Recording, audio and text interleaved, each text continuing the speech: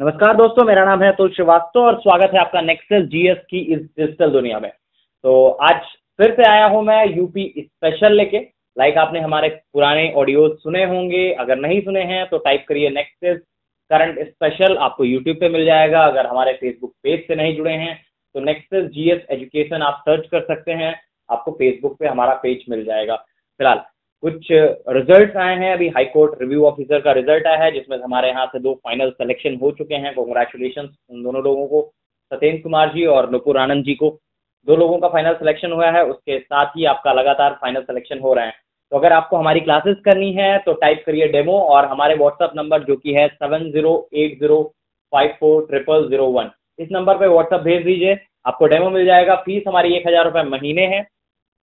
चलिए, तो फिर से कुछ चुनिंदा चीज़ें हैं, बहुत ज़्यादा मैक्सिमम चीज़ें नहीं हैं, कुछ चुनिंदा चीज़ें हैं जो आपके एग्जाम पर्पज से इंपॉर्टेंट है और ये कहीं ना कहीं करंट से को रिलेट करके ही बनाई गई हैं। कोई आपको एग्जाम में इस 10 मिनट या फिर 5 मिनट जितनी भी ऑडियो होगी ये, तो उसमें आपको 1-2 क्वेश्चन तो मिलना ही मिलना है, वो नहीं भाग के जाएगा। चलिए, यूपी स्पेशल से संबंधित कुछ चीज़ों के बारे में बात कर लेते हैं। तो सबसे पहले जनसंख्या के बारे में बात करते हैं। तो 2011 में के अनुसार आपका उत्तर प्रदेश की जो कुल साक्षरता रही है वो आपका 67.7% रही है, जिसमें आपका पुरुषों की जो साक्षरता है 77.3% और महिलाओं की साक्षरता है 57.2%। आप इसी ऑडियो को 2 से 3 बार सुनेंगे या 4 से 5 बार सुनेंगे तो आपको तैयार हो जाएगा, पूरी तरह से परेशान होने की जरूरत नहीं है। तो 2011 के अनुसार उत्तर प्रदेश की जो कुल साक्षरता है वो 67.7% है, जिसमें पुरुषों की जो साक्षरता है वो 77.3% है, महिलाओं की साक्षरता आपका 57.2% है। अब बात करते हैं सर्वाधिक महिला साक्षरता की। तो जो सर्वाधिक महिला साक्षरता है उसमें नंबर 1 पे कानपुर नगर है, उसके बाद लखनऊ, गौतम बुद्ध नगर, औरैया और गाजियाबाद। फिलहाल जो पुरुषों की साक्षरता है उससे ज्यादा आपका सर्वाधिक महिला साक्षरता के बारे में क्वेश्चन एग्जाम में बन जाते हैं। अब बात करते हैं न्यूनतम महिला साक्षरता की।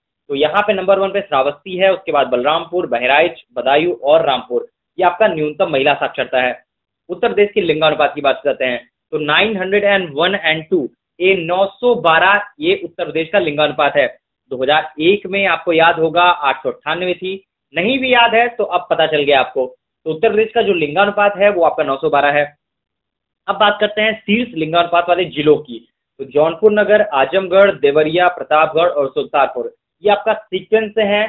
टॉप में आपका जौनपुर आता है, फिर आजमगढ़, फिर देवरिया, फिर प्रतापगढ़ और फिर आपका सुल्तानपुर। अब बात करते हैं न्यूनतम लिंगानुपात वाले जिलों की।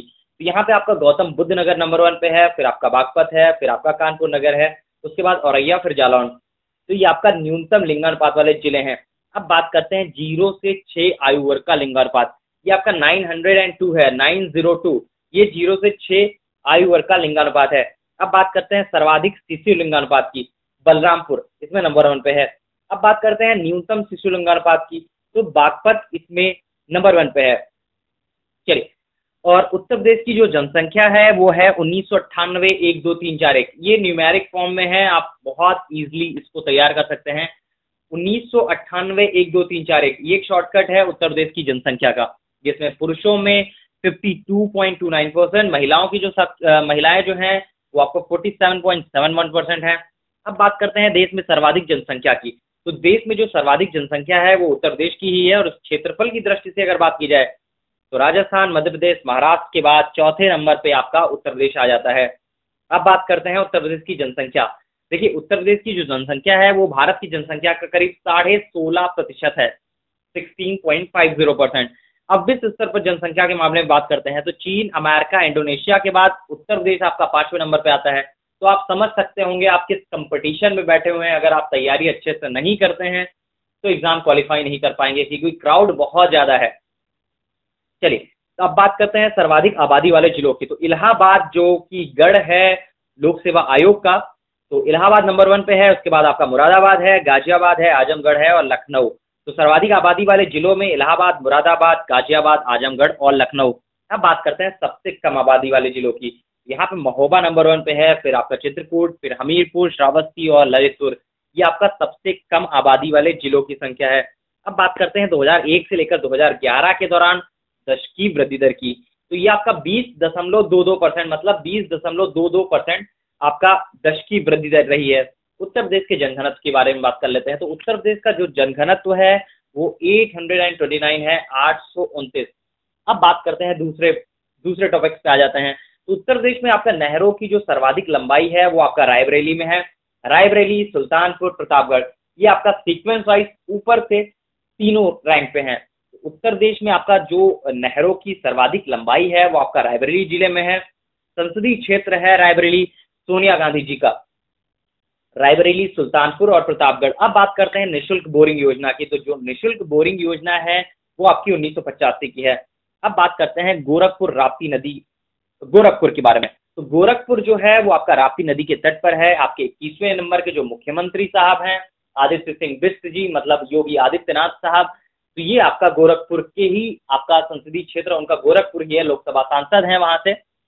तो गोरखपुर से रिलेटेड एक दो क्वेश्चन और भी आ जाते हैं। एक तो जापानी इंसेफ्लाइटिस से सर्वाधिक जो बरसात होती है वो आपका गोरखपुर में होती है, और जापानी इंसेफ्लाइटिस का जो सबसे पहले प्रभाव दिखाई पड़ा था वो आपका 1987 से दिखाई पड़ा था। तो ये आपका गोरखपुर के बारे में बात हो चुकी है। अब बात करते हैं ओबरा जल विद्युत परियोजना की। तो ये आपका ओबरा जो जल विद्युत परियोजना है वो आपका रिहंद नदी पर स्थित है।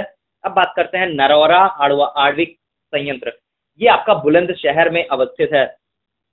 और उत्तर प्रदेश की अगर बात की जाए तो उत्तर प्रदेश के ललितपुर में यूरेनियम बहुत मात्रा में पाया जाता है, और हमीरपुर की बात की जाए तो ग्रेफाइट के प्रमाण यहीं पे मिलते हैं। समस्तपुर पक्षी विहार, तो ये आपका सलोन में है, सलोन आपका रायबरेली में है। जैसा कि मैंने अभी बताया कि अगर आपको पता है कि संसदीय क्षेत्र है सोनिया गांधी का, तो आपको यूपी के स्तर पर इस चीज के बारे में जानकारी हो जाएगी कि रायबरेली आपका कहाँ है। लखनऊ से आपका करीब 80 किलोमीटर और आपका इलाहाबाद से करीब 120 किलोमीटर की दूरी पर है स्थित। तो समस्तपुर पक्षी विहार है आपका रायबरेली में। अब बात करते हैं चंद्रशेखर आजाद पक्षी विहार की। तो ये आपका उन्नाव में है।